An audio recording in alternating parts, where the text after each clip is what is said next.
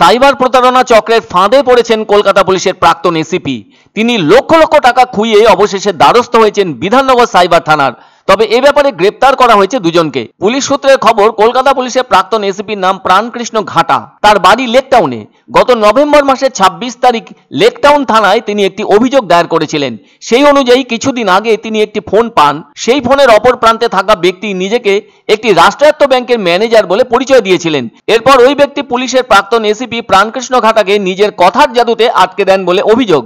এরপর ওই ব্যক্তি প্রাক্তন এসিপিকে তার কেওয়াইসি আপডেট করবার জন্য মোবাইলে একটি অ্যাপ ডাউনলোড করতে বলেন।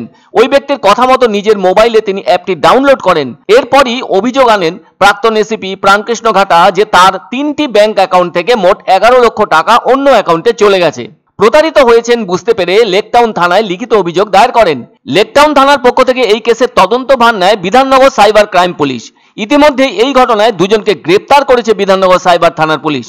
এদের নাম শুভ্রাংশু মাঝি এবং অর্কপ্রভ রায়চৌধুরী।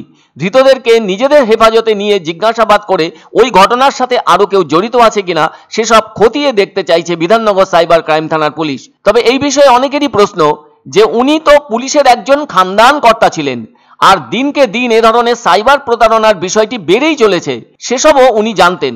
তাহলে কেউ একজন ফোন করে নিজের পরিচয় একটি রাষ্ট্রায়ত্ত ব্যাংকের ম্যানেজার বলে দিল, আর সেটাই তিনি বিশ্বাস করলেন অবলীলায়, যা আর 5টা সাধারণ মানুষ করলে মানায়। কিন্তু তার মতো একজন অভিজ্ঞ পুলিশ কর্তার কাছে এ ধরনের ভুল সিদ্ধান্ত গ্রহণ করা কোনোভাবেই সঠিক হয়নি। তাহলে তার দীর্ঘ অভিজ্ঞতা শেষ পর্যন্ত খেলো হয়ে দাঁড়ালো। অথচ আজ সকলেরই নলেজে আছে সাইবার প্রতারণার অত্যন্ত খারাপ খারাপ ঘটনার কথা। ফলে কেউ তো ফোনে এ ধরনের ফাটকা কথাবার্তা বলতেই পারে। এমনটা বললে তার খোঁজ খবর নেওয়া অত্যন্ত দরকার ছিল ওনার মতো একজন অভিজ্ঞ প্রাক্তন পুলিশ কর্তার পক্ষে। অথচ তিনি তা করতে পারেননি। উল্টে ওই অচেনা ব্যক্তির কথা মতো নতুন একটি অ্যাপ ডাউনলোড করে নিলেন নিজের মোবাইলে। তাহলে কেওয়াইসির গল্পটার কথা তার মাথা থেকে সে সময় উড়ে গিয়েছিল। তবে যারা এসব ব্যাপারে অনেকখানি সতর্ক, তারা হয়তো ওইভাবে চটজলদি নতুন একটি অ্যাপ ডাউনলোড করতে বার কয়েক ভাবতেন। এদিকে ওই প্রতারক ম্যানেজারের কথা মতো প্রাক্তন পুলিশ কর্তা প্রাণকৃষ্ণ ঘাটা অ্যাপটি ডাউনলোড করে ফেলেন।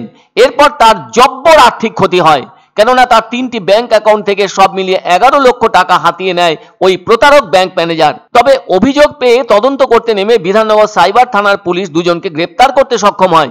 এখন তাদেরকে জিজ্ঞাসাবাদ করে যদি সাইবার পুলিশের মনে হয় এরাই আসল প্রতারক, তাহলে তা সব দিক থেকে ভালো, টাকা উদ্ধারও হতে পারে। আর যদি দেখা যায় আদপে ওই অর্থ প্রতারণার সাথে এদের যোগ সেভাবে নেই, তাহলে আর আফসোসের জায়গা থাকবে না।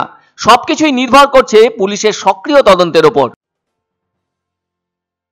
এক অন্য অনুভূতির স্পর্শ পাওয়া যায় রয়কো ব্র্যান্ডের গেঞ্জি ও জাঙ্গিয়ায়। তাই ছোট বড় সবার পছন্দ রয়কো গেঞ্জি ও জাঙ্গিয়া।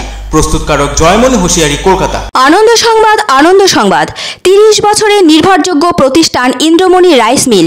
আমাদের কয়েকটি জনপ্রিয় ব্র্যান্ড হলো তাজ, বরলি, খুশি ইত্যাদি। আমাদের factory outlet CG trading company, Dinbazar, axis ব্যাংকের পাশে, জলপাইগুড়ি। এখানে সুলভ মূল্যে গুণগত মানের সব ধরনের চাল পাওয়া যায়। Phone number 9547029475। পছন্দসই সেরা খাবার খেতে হলে সোজা চলে আসুন রুচিসম্মত আধুনিক মানের রেস্টুরেন্ট রাজদরবারে। কেননা এখানেই আপনারা পাবেন ভোজনের রাজকীয় অনুভূতি। শুধু পুজোর সময়ই নয়, সারা বছরই রকমারি খাবার সরবরাহ করাই এই রেস্টুরেন্টের আভিজাত্য। আমাদের ঠিকানা রাজদরবার, রাহুতবাড়ি, বাবুপাড়া, জলপাইগুড়ি। ধামাকা ধামাকা ধামাকা! সানরাইজ মার্বেলের নতুন শোরুম শীঘ্রই আসতে চলেছে জলপাইগুড়ি গৌরীয় মঠের পাশে নতুন করলা সেতুর কাছে। এখানে পাবেন আধুনিক টাইলসের রকমারি সম্ভার।